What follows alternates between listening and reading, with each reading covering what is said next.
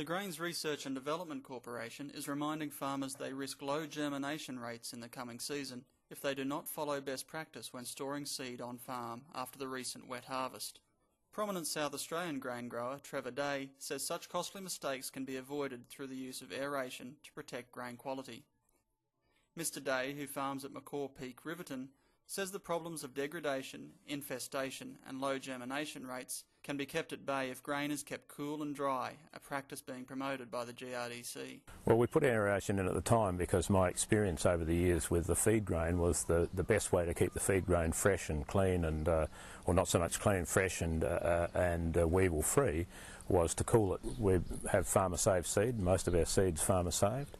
And over the years we've sort of messed around with that a bit too and quite often cooled it to try and ensure that we've got maximum germination. And in a year like this where we've had 6 inches of rain during harvest in a week and some certainly some shot grain and that sort of thing, we looked at that as putting it under aeration to try and cool it straight away to extend its germination life and maximise the benefit from it. Mr Day says cooling the grain to below 15 degrees over the months following harvest has several benefits. Well, by cooling it and getting it down over the next couple of months down to below 15 degrees, the first thing that's happening is that we're reducing any likelihood of weevil.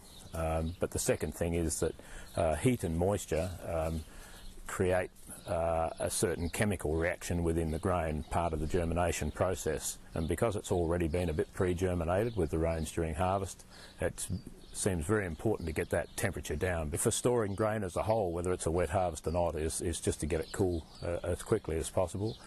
Make sure that you harvest it well below the maximum moisture content. If you can get it down below 12%, it's going to be a lot better off.